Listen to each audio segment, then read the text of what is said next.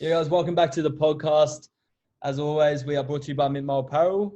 Check us out on Instagram at Mid-Mile Apparel and grab yourself something fresh. Let's get into it. Hey, you got Patrick Carrigan and Jordan Riki on the podcast. How's it going, boys? Good lads, how are you? Yeah, very good. How'd you pull up after last night, Paddy? Yeah, bit sore, eh? We got touched up by Para, unfortunately, but I'm alright, man. Lucky it's only the first round of a few to go, hopefully. So, I'm all good. And you had the two wins in the first round, you'd be set. Yeah, bro, cheering. Thank God. Minus setback. Yeah. You had 45 tackles, surely a bit sore though. I actually am, bro, to be honest. First game back in footy in ages, so Yeah. it was good. I mean, Jakey Turpin in the middle made like 60 odd, so yeah, and Pano played 80 like he always does. He's a machine, bro. So, but yeah, they were too good Para last night. Yeah, right, sweet as. All right, so as we sort of start off with our podcast all the time, we just get you guys to tell us a bit about yourselves, where you come from, what you're doing, and we can flow on from there. So if you guys want to decide who's going first. Jake Rick. Yeah, what's going on? Jordan Riki. I'm from New Zealand. Funnily enough, I was actually born in Australia. I was born in Adelaide. My mum came over. Like I was pretty early birth, so my mum came over like originally just for a holiday, and then came over here and early birth, like I said, and I moved back. I went back to like New Zealand when I was like only a couple of weeks old. And like pretty much born and raised. I've raised in New Zealand my whole life until I was about 17. Then when I finished up high school, I moved over. With the Broncos. Yeah, and been here since. Sweet as. What part of New Zealand were you from? So my hometown is Raglan, which is about maybe 45 minutes from Hamilton. So like Hamilton's about an hour and a half or an hour's drive from Auckland, so it's pretty much like Brisbane to Gold Coast. It's only about an hour, like down the highway there. Farm boy. Yeah, is it a small town? Yeah, it is. It's a surfing town, bro. So like it's real like popular around the world actually for like a surfing town. But I'm no good at surfing. I'm a bit in Gambia, so can't stand it. Come from New Zealand. A lot of rugby union growing up. Yeah, bro, that was my first sport. So like I was down in Christchurch. So I went down to Christchurch at a young age. So like I was in my hometown in Raglan there, and I went to Christchurch at a young age. Like my family sort of migrated down there, and my first sport was actually rugby. So I started playing rugby maybe about 3.5. Yep. 4 years old, and it was just started off with ripper rugby, and like I was a big kid, so. My mum, there was a lot of like parents that complained because I was always like big kid, and I was a bit rough with like the other smaller kids. And my mum had to take my my birth certificate down like to show proof to some of the parents because they complained that I was maybe a bit older and all that sort of stuff. And then my dad who like actually came to my mum and said, he's a big boy, you should probably put him in rugby league. So I started playing rugby league when I was I did 1 year of rugby when I was 4 or 5, and then went to league. And you had parents complain about your size when you were 5 years old? Yeah, it was just other parents, bro. Like, bro, if you've seen the boy eat now, you can understand why. So in Australia, we don't even play. You're only playing touch. I don't think you're allowed to pass until you're like 6 years old. So. Yeah. I remember playing ripper, and like it was just like I don't know what it was, but it was just a sort of a habit where like I'd run real hard, and then like it would take me a while to slow up, and then I'd bump over a little bit like that. Always one parent on the sideline who would like complain about it, and then mum just was like, here's the proof and all that, and I was just like, fair enough. Probably because you just steamrolled that 4-year-old kid. Yeah, I didn't mean to. I was just big and Gumby. That's honestly all it was. I was big and Gumby. Like, honestly, probably the perfect way to put it, yeah. Mad. So you jumped into league pretty quickly then, and did play through school? What happened there? Yeah, so like I started playing league, and I remember my first game. I remember after the game, like I told my mum, I was like, I never want to play rugby again. Like, this is like the sport for me. Like, it was just, I just loved it. Like the contact, like you get more ball. Like it was just, I just remember it, and I was like, this is the best game ever. And then like I played it all the way through pretty much till I hit high school. And then when I hit high school, like I went to Christchurch Boys at year 9, and the rave of high school, like first 15 footy in New Zealand is massive. Like like everyone talks about it pretty much. If you go to a high rugby school in New Zealand, like everyone loves it. And I'm sure Pat would like know what I'm saying, because he went to a good rugby school here in Brisbane. But like it's just like everyone talks about it, and if you play in the first 15, like you pretty much like idolized as a god at that school. Like everyone knows who you are, everyone wants to be your mate, like all that sort of stuff. So like when I went there, like my mentality was always with rugby league. Like I love rugby league, it's like close to my heart, but there was always like this feeling like inside, like sort of like, I wouldn't say like trying to fit in, but like all my friends at high school were playing rugby. So I was like, I need to like, I wanted to play with them and be in there. And then, yeah, I sort of just signed up one day, and like I played. Sometimes it was hard, because I remember like, I remember playing like so I'd wake up and I'd go to rugby at like 9:30. I'd play like a 60-minute game or whatever it was for year 9, like, and then straight away, like, because league was in the afternoon in Christchurch, so I'd play rugby in the morning, and then my mum would drive me like across town and play in my league team in the afternoon. Right. Yeah, and then there was a couple occasions where like they sort of run in at the same time, and like I'd play like one half of rugby, and then I'd just leave and go play the full game of rugby league. And like my coach was actually really good about it, and I got away with it for like a couple of games. And then like there was a moment there where like they were looking at putting me in the first 15, and they were like, oh look, you sort of like got to make a choice. Yeah. But like I remember I took a year off league, and I played like first 15, and like it was awesome. But like I don't know, that year just it sort of felt like something was missing for me. So I was like, no, I gotta go back to league. So when I was like year 12, they moved the competition. Like as we got older, the comp moves to a Monday night. Yep. So I moved to a Monday night. So I'd play first 15 in the morning. On Saturday, and then I'd go play rugby league on Monday, and I'd try like I'd be training all week from like Monday to Friday of like rugby and rugby league. And then like I didn't tell the team or the school that I was playing rugby league until I like made like an under 16 merit New Zealand side, and it was got put in the paper. Yep. And bro, I got in big trouble. Got caught. All your mates would have been like, "What's this, bro?" Yeah. Like all of them were just like, bro, like they sort of knew, but they knew I was going to like training and that, but I don't think they knew that I was playing, because I just didn't say anything. Like I kept my mouth shut. I just was like, yeah, rugby, like sort of on the DL, and like I just had to play rugby league. So it was like I went and did that, and then it was just like I got in big trouble. I remember like going to see the principal and stuff like that, and like it was pretty full on. What did they threaten to drop you from the first 15? Yeah, bro. So my last year, they made me choose. Jeez. They made me choose. So they went, look, do you want to play first 15 or do you want to play rugby league? Like, what's the go? Because it's just really full on. Like, it seemed like it, like what you were saying before, training all the time and then playing 2 games. Yeah, well, no, it's such a proud rugby school. Like rugby league in Christchurch Boys, like that word was pretty much a curse word. Like no one wanted, like it was just rugby. That's all it was. So yeah, and then I ended up choosing rugby league, and then they dropped me from the first 15 team, and then I moved to another high school, which St Thomas's, which is called St Thomas's, and they've got a strong rugby team too, but they've got a rugby league team as well. Yep.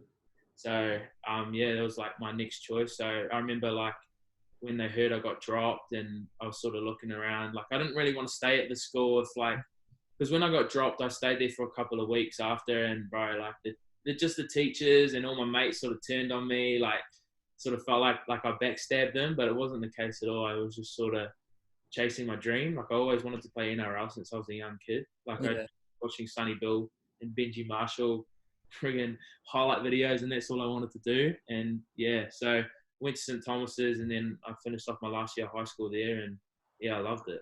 That's awesome. I'm glad at least you picked something you liked. It's better than not getting tied up in the rugby union system when you want to be in league.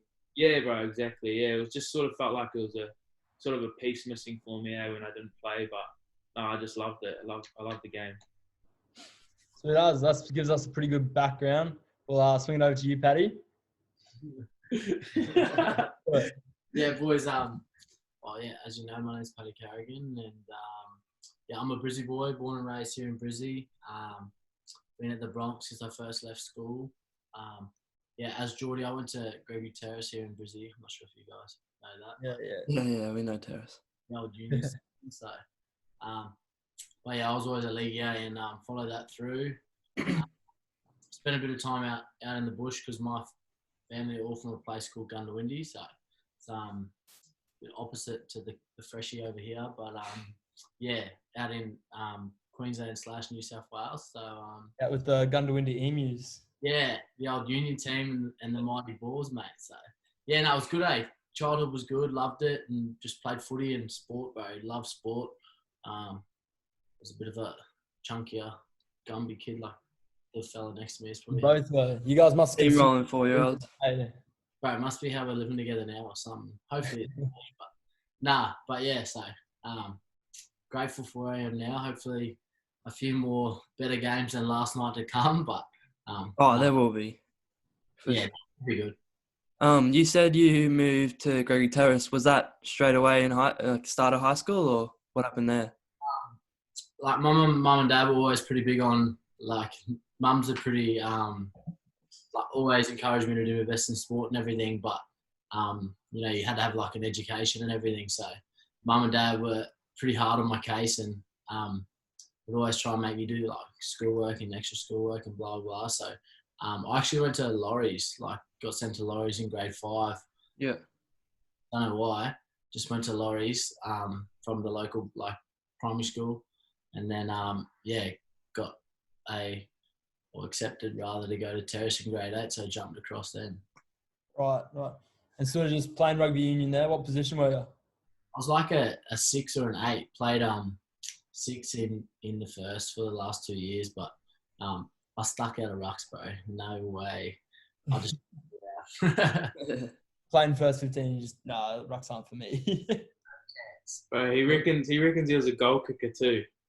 There's There's one video of him, number 6 jersey, slotting a friggin' sideline conversion. It's funny because, like, obviously the year I went to Terrace, so I graduated in 15, so a few years ago now, but 14-15 was that Gunners Churchy side that everyone always talks about. Oh, yeah.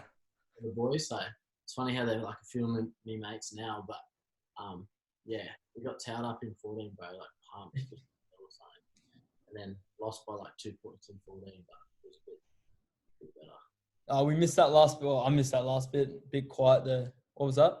I was just saying, we just got pumped, bro, in 14. Like KP. Yeah, Churchy. Croft was there. He was on playing wing or something, hey? Croft was a winger, bro, so he didn't do anything. He didn't do anything. He could go and try last night. I'd get off him. Croft did, yeah, last night. I'll say that, like, Payno run a good lead and everyone else just goes for Payno and Crofty. Yeah, so 14, those two, I don't want to say they repeated, but they were definitely 18-year-olds. Crofty was sore. And yeah. They won back to back, eh? Jaden's obviously a good mate of mine, so you always get stick even though he's been down for a while. But you guys know as well, like, how big it's probably not as big as New Zealand with the all black breeding ground of like rugby, but the culture and stuff.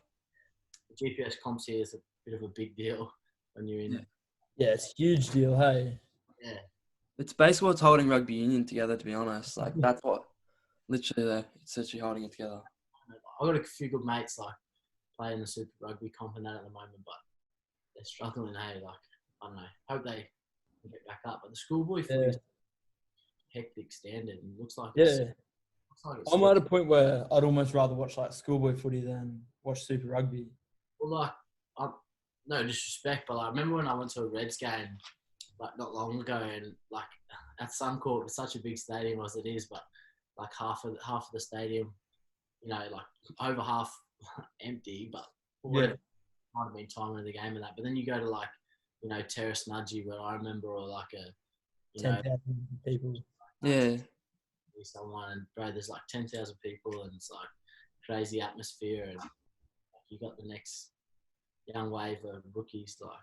Yeah, I reckon. Yeah, we went to a Reds game last year, Hey Coops, and there was like 4,000 people in the crowd. That's ridiculous. Like When you compare it 15,000 on Ross Oval, like on a Yeah. schoolboy, like a bunch of 17, 18-year-olds. And there's like the full Super Rugby, the international teams, and it's like, yeah, it's a bit Like, weird, but I live streamed that game against Nudgee played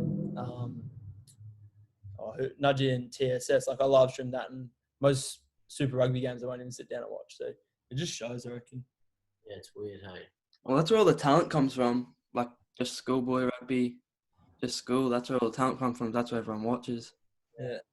Well, there's this big thing, like it's always pretty funny. Like you always get stick because like a lot of the league boys, like we all went to union schools, and then you play union, and then like obviously you go into your league systems, and everyone kind of thinks you're getting poached from rugby, and like they're losing heaps of people. But most young fellas start out kind of like going through there because of the league. So I don't know, but like, what do you do, bro? Yeah. So that seems to be how it runs. Yeah. All right. So we'll sort of touch base now. Jordan, what are you doing at the moment? You're playing some Q Cup, yeah?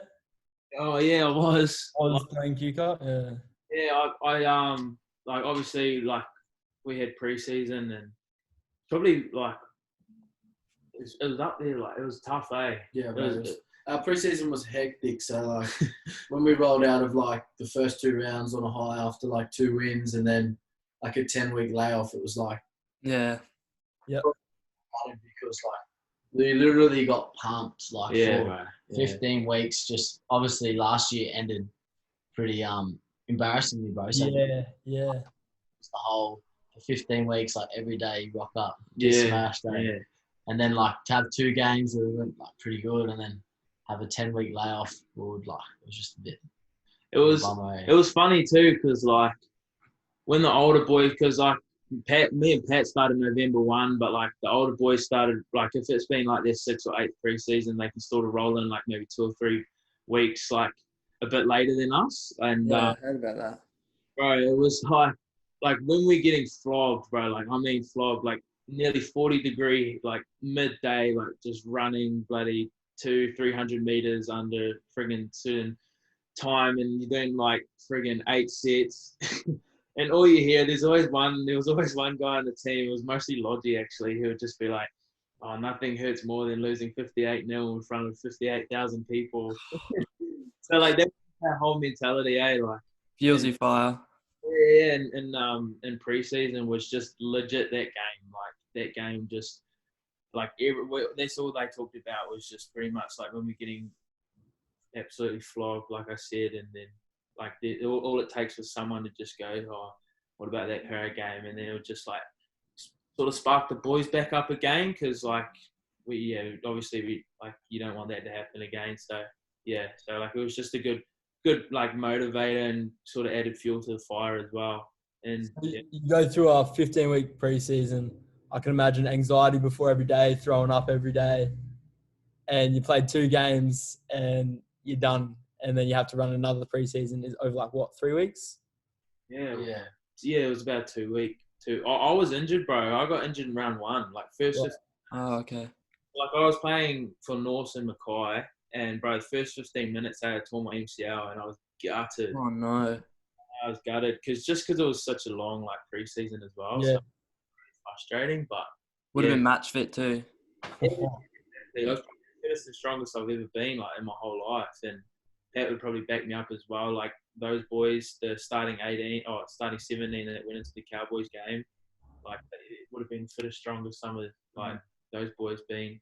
And yeah, we came out on top too, and it was just good. Like I was talking to like Pat and some other boys, like he would say like it was just unreal, like especially because it was their stadium opener, like, and they beat them too, like their first game back as well. So yeah, it was like all the boys on a mad high as well. Like even the boys that didn't play, we were just proud of like it's our team. You know what I mean?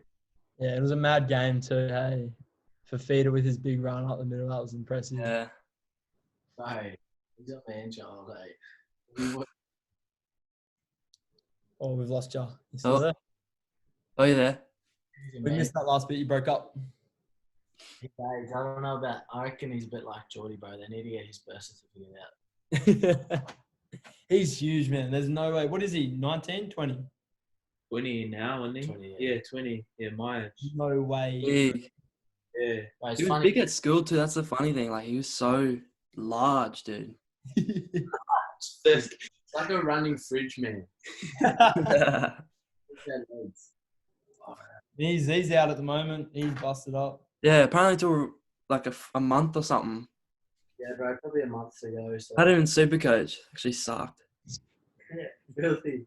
How big of a deal is Supercoach these days, eh? Nah, I like it. I don't even know how it works. Hey. Yeah, it's pretty funny. Dream team. Every Supercoach points. I'll try. Yeah, sure you boys be checking your scores on Supercoach. Bro, I don't even know how it works, but if I was a Supercoach player, 100% I'd have pain in every team. Yeah. Yeah, that's obvious. So tell us about the Broncos, bit of the culture, community. What's it like Yeah. playing at the Brisbane Broncos? Like, to be honest, like as a Brizzy kid when I grew up, that's all I wanted to do, man. I just wanted to play for the Bronx, and I don't know what like I was like when I was born, and then like when you're growing up, like that was like the golden era, you know. Like you'd hear stories of all the premierships they won, and then like that last one they've won in 06. So all I wanted to do, and probably the majority of the boys of the club, that's why we've got such like a good like bond, is we all want to win another comp together and let it be at the Bronx. And like one thing you can't explain is like how unreal it is. Like Geordie like would probably know because he's come to a game, but like when you run out in Brisbane and like every time you got 40,000 people, bro, and like how much people love rugby league here, it's like it's a huge driving factor for like, what we want to do as a club and that. But honestly, like we're all young and just loving footy, and you know, like we're not far off the pace, and I think bro, that's the exciting thing, because everyone wants to not only be better, but like we're chasing the teams like Para and the Roosters, and Yeah. and we've all got the belief that we can, like, you know, mix it with them come finals time. So no, it's good. It's pretty hectic. It's pretty funny. Like there's a lot of young boys, so We're all really close, eh? yeah. So Yeah. like close in age and close in like just like good mates and have some good times off the field. And but yeah, it's pretty cool to come through a system together, like when you're all pretty much like 1 or 2 years apart and you're all experienced together. So that's what I'd say. But Yeah. No, I love it, eh? Like Pat was saying, like I didn't realise how big like Broncos was to Brisbane. Obviously, because I come from New Zealand, like I didn't realise. Like I always knew Brisbane. Like I always knew Brisbane was such a good club. Like just because like of how many premierships they won, and like the legends that came out of the club as well, like Legit. Wall and Lockyer and all that, and even just recently like Cozza, like Corey Parker, like he like just retired a couple of years ago, but like he played like over 300 games, and one like he's actually like he's in the staff now at Bronx, and like he's good, he's good, like he's good value, yeah, he's got good banter too, like he loves to joke around, like it's real good.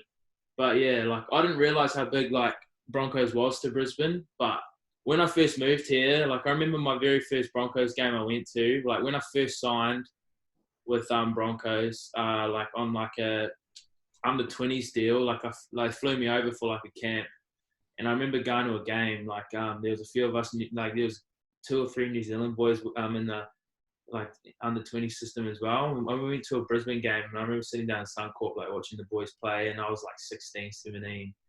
And I was just like, I just knew straight away, I was like, this is what I want to do. Like, the crowd was just energetic. Like, it was just unreal. And it was just like, yeah, like, especially for like a one team, like one city sort of. Like, Sydney's got like 5 or 6 clubs, and normally their community that come, but literally the whole of Brisbane just turns up for a Suncorp game, and it's nothing Well, better.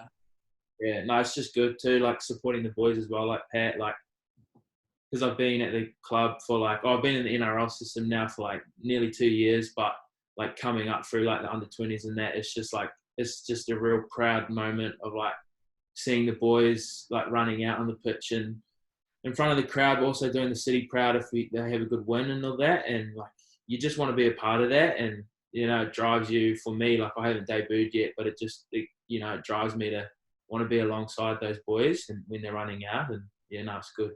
Proud to wear the jersey too. Once you get there, it'd be a pretty good moment. Yeah, that's it. Hey, it's a massive club with being one club city. I think it's like the biggest sporting club in Australia. Is that right? No, I don't know. It'd probably go close, but I do know that, like, membership-wise and that, like, some of the AFL teams in Melbourne and that, like, they froth AFL, so. Yeah. Huh. Yeah, well, you see a lot of the greats who come through start playing at Broncos, though. It's hard to see them leave, or sometimes they don't want to. Like, it seems like once you start at the Broncos, you never want to leave. Yeah, I think, like, a hard thing for them has always been as well, like, they're always, like, they got a good junior system, bro. So, like, every time they bring, like, I don't know, like, from a perspective, like, so, like, probably, like, there's, like, the guys probably 2 years older than me are, like, the kind of the older ones of our generation. And then, obviously, Geordie's, like, 2 years younger than me. So, like, there's, like, this wave coming through, but there's always new kids coming. So, it's hectic because you grow up together and, like, you're all experiencing it. But, like, the better you all go, like, it's, like, you want to stay together. But then, obviously, like, the salary cap and people come poaching. And Yeah. hopefully we can keep, like, the team together for as long as we can that we got at the moment and get the chockies. Yeah, well, that's the thing about you boys is you got a young team, but in a few years, once you guys, you know, get your skills up, you've already been working with each other for what, like 5 years? That's a team right there. Yeah, you're only just gonna get better from here. Yeah, 100. Yeah, if you guys stay together, you'll be sweet. I love the technical side of it. So, Paddy, I was wondering if I could get your take on the new rules. How did that feel last night? Because I'll tell you how it looked. It looked fucking tiring. The alarms were on fire, honestly. I think the first, like, I can remember last night, I got in, like, the first 6 tackles of, like, the first set anyway, and then we had a set, and then the next set they got those, like, 2-6 again. Yeah. Don't ask me about them. Old Jerry, but nah. And honestly, yeah, I don't know. Like, I'm keen to see how the whole game, like the whole 6 again, goes this weekend. Because, like, if you're on the receiving end of it, like, it's like you seen for us last night. They just dominated us, Para, with, like, their, like, Mitch Moses, like, Gutho and stuff. He just turned us around and, like, pretty much dominated field position. So, but, like, I don't know. I think the Cowboys and Titans are playing, and I hope there's a few games that go like they did last night, so we weren't the only ones. But Yeah, right. I feel like if you can be on, like, the good side of it, it'll benefit us because obviously we got, like, a good pack and that Millie and Croft will do their thing and will be sweet. But, like, if you're on the side we were last night, she's tough night in office. I was thinking about it today, like when you just explained, it's a great rule for like outside backs. And because if you're fast, bro, you could literally come in for a scoop and you could be gone like just like that. Because it's sort of like touch, eh? You know how you come in for a scoop and that you just go boof. It's so, because, like, the game's been, like, for the last 5 years, like, you know how they always talk about, like, Melbourne and the wrestle and all that. Yeah. Clubs are all about that. And now it's like, back to, like, fast touch footy. Yeah. Like, sets after sets after sets, just off, like, 6 again. And, bro, the hardest thing was, like, you don't even hear the ref go, like, what the penalty's for. You just hear him go, 6 again. And you're like, what the hell? Sit there and you go, fuck, we got to defend again. When they got those 2 from the second set, you could just see it, like, the defensive line looked out of whack. You're all out on your feet, like. That was, like, what, 4 minutes into the game? Yeah. And as you would be, but, like, making, you're defending 11, 12 tackles in a row, like, far out, bro. Yeah, it'd be one thing to tell, like, for them to tell you the rule, then you experience it, like, 4 minutes in. It's just, it just looked like if you can get your forwards on a roll, then it's just, just keep going. and it'd be pretty hard to stop. It'd be cool to see who can use it the best. Melbourne are probably in good shape because like they've obviously got the goat at 9, so yeah, I don't know. Do you reckon Souths with the like of Damien Cook and stuff will take advantage of it? Would be good for him, bro. He's lightning off the mark. So they got like obviously a pretty big pack there, but they lost Semi, and like I think the first couple rounds, like those guys will be trying to work it out for each other and how to like play together. But like once they get it going, like they'll be a good team, bro. And that like their speed out wide with like Jimmy and Latrell and yeah, it's gonna be lethal. Hey? Comp this year, that's the hardest thing. Like yeah, it feels like back when we were growing up, there was always like a team where like it was like not the guaranteed wooden spooners, but you know like they'd always struggle. Whereas now, like every week in the NRL, you got to turn up, otherwise you're on the People beating underdogs. Especially sort of this year. Hey, it's crazy. It's real picked up. It's looking sweet. Like tonight's game, I don't know what's going on, but I don't know. Surely the Cows are going to pull through. Surely be a bit convincing. I don't know. I got the Cows pretty convincingly tonight. 13 plus. Nice. Kids, you want to fire away with some questions? Yeah, I got a few. Paddy, what was it like making your debut? What were your thoughts before the game? Because I know a lot of people say they're so nervous and stuff like that. But what were you thinking? What was going through your head? And how did it happen? Really? Did you know much or? Yeah, well, like I made like last year obviously debuted against the West Tigers round 5. So yeah, I found out the week before, or after the boys they got done at the SCG by the Roosters, and Siebes kind of told me and Pano that we'd be playing the next week. But it was hectic. Hey, it's like anything, like whatever you do in life, but like as soon as you have a goal and you get there, bro, it's awesome. And to know that I'd be able to do it at Suncorp and in front of friends and family, I was like stoked. And yeah, like it's a bittersweet. Like the year before, I couldn't, like, it was a couple of times where I was going to get a chance, but there was the whole development contract situations, and like they used to be like you couldn't play unless everyone was injured. So there was a few times where like for a few of the lads, like Tommy Flegler as well, but where you know they'd put in a request and it might get knocked back by the NRL, or like they'd say, "No, you got to play someone else." Or but yeah, so like when you finally get there, I was cheering, and to run out and like I remember during the week got a couple texts from like Lockie and like Petro and stuff, and you're just like, this is insane. Like you get to put on that's like what they did, and like when you're a kid running around and you remember them just carving up on the big stage and you playing backyard footy, pretending to be, well, I don't know if Petro ever chicken chase, but pretending to be like Lockie and stuff, and it was awesome. I didn't get too nervous, because for me, like I look like just looking around, like just had a like feeling that you just like were ready for it, and it was cool. Like looking across, and like obviously me and Payne are good mates, and same with Tommy Flegg, and Davey played too, and obviously Jaden Sewell and stuff. So that's like 4 or 5 of the guys that like when I first like we all came in together. So it was just like another day kind of thing.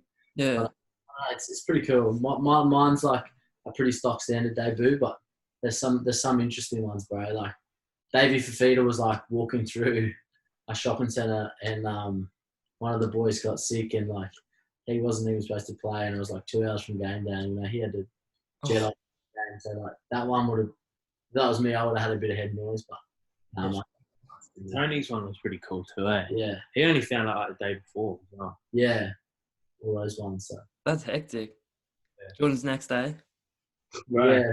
Fingers crossed. Just got to keep working hard, get my rehab right. Be sweet. How long has it been for? Right, so I've been through like a couple of bumps, So like I did my knee, and like my knee's sweet as now, like it's perfect. Like I wouldn't say it's perfect, but it's good. Like I can run contact on it, sweet as, no dramas. But bro, like only probably waited me for 5 days ago, bro. Like I was just training, like normal training day, and it sort of like, you know, got my nose for a little bit, and then someone got me around the legs. I think it was Terps. And I just felt my ankle sort of just, it was like a high sprained ankle. So I know it's like 3 or 4 weeks, but it's just sort of one of those things where you just like, just frustrated. Like you thought you got over that little, like that hill, and then like there's just another one waiting for you. But yeah, it's all good. I'm coming right. Like started walking and that properly and doing like, you know, little exercises and icing it and compression and getting my ankle right. But yeah, I reckon the next 2 or 3 weeks I should be sweet as. So yeah. Awesome. Yeah.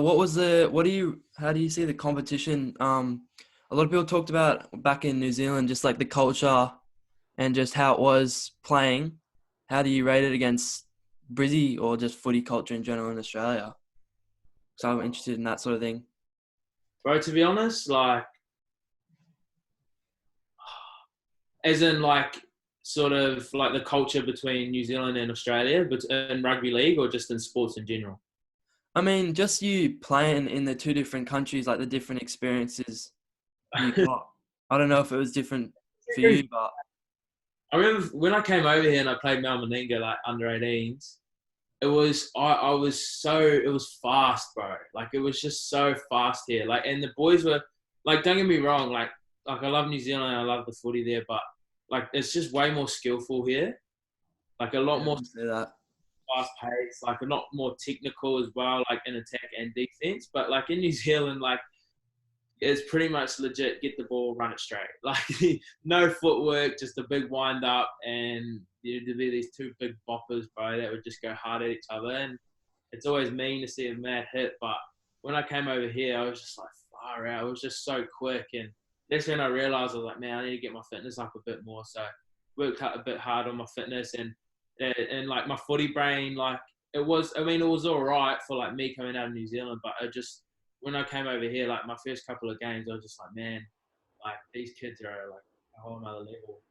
Like I was like a big fish in a small pond in New Zealand, but like when I come over here, I was like a little fish in a massive ocean, sort of one way to describe it. But yeah, I just tried to like talk to a lot of people and try soak it all up like a sponge and yeah. Yeah. Funniest player you've ever played with or in a rep team or something? And if you have a story that comes along with it, feel free to share. There's a few characters at Bronx, eh? Yeah. There's heaps, eh? Everyone's real funny. Everyone's sort of got their own life. We're all we're all immature. We're all big kids, man. So, but like you say that, like it's good because we're all coming up together, so the banter's good. But then you say like, hey, like OT is just like a big kid. Like everyone's just, bro, it's funny. Matty Gillette, like when I first came in, was a cracker. Like because my first year there, like obviously he was a big deal. He was like the Aussie back rower and like the grouse, and then he's in there like just pranking people and that, and you're just like, mate, like you're like what, almost 30, and like nah, it's hectic. Life's good at the club, so. Surely living together, you guys have some stories. No, we're actually like we're a fresh combo. Really? A couple of months. Yeah, 2 months ago now. So, bro, we've been in lockdown. So you guys barely? Oh, actually, you've been in lockdown. Never mind. Punched on yet, but Yeah, getting on each other's nerves. yeah, nah, we're pretty good, eh? We just do the old rotate through the dinners, and Geordie's a neat freak, so he keeps the house in check. So. Oh, right. Who's the cook of the house?